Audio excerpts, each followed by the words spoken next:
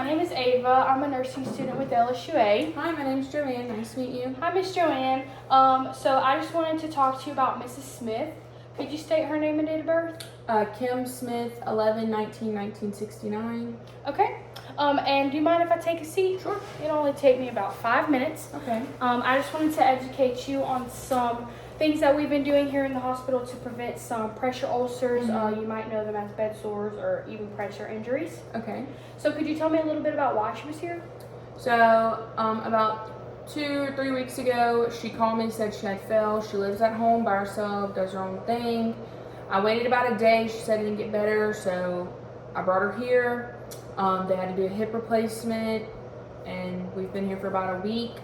A little complications, but I think we're on the right road to go home. So. Okay. Yeah, so I just wanted to tell you some things that we've been doing to prevent some pressure ulcers while we're here, and maybe you'll take this home and you can do this as well at home. Yeah, I'm gonna take her home with me and try to get her back on her feet so she can go back right home. So I don't know if you've seen, but we've been keeping some pillows in between her knees and keeping her heels elevated, maybe even a pillow behind her back, and rotating her every 2 hours. So this just helps to keep those areas like your hip, your butt, your heels, your back, those bony prominences off of a surface that can create some localized damage to the skin and tissue. So that's what we've been kind of doing. So there's 4 stages of pressure ulcers. There's non-blanchable, there's partial thickness, there's full skin loss, and then there's full skin and tissue. Okay. There's also one called unstageable, and so that's just one where you can't see inside because of a black covering, so you can't stage it. But the one I really wanted to make you aware of was the non-blanchable, because that's your first thing that you'll see. You'll see some redness around these bony prominences, and that's when you know you definitely need to start taking full action so it doesn't increase and get worse. Yeah. Right.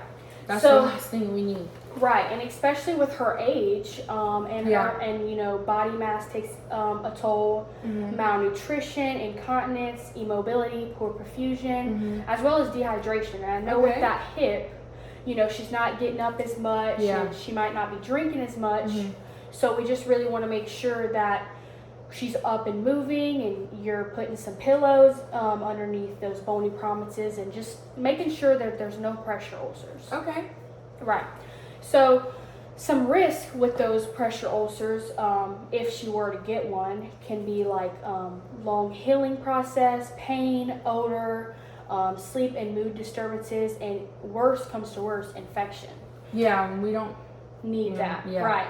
So I just wanted you to maybe tell me back some things that you took from this and that you're going to do maybe to prevent her from getting a pressure ulcer. Okay, sure.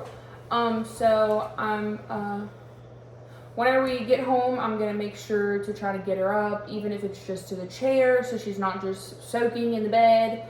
I'm gonna make sure and turn her about every 2 hours. Put some pillows under all the pressure points: feet, hip, back. You said between the knees, and the sacrum. Okay, and I'm just gonna try to keep, make sure she's getting up, eat some protein, drink. I didn't know about the dehydration. That was really something new that I learned. So I'm gonna make sure she's drinking a lot of water. And the main goal is for her to go back home to her normal thing. So I'm gonna do whatever I can. Right. So I think that's pretty much it. You seem to have it down. So she should. We've been here for a while. Right. So she should be free of all pressure ulcers when she goes home with you. Main thing, just get her up and moving. And like you said, you seem to understand that. So do you have any questions? I don't. Thank you so much for coming. Talk to me about that. Okay, well, if you do, just feel free to reach out. Okay. All right.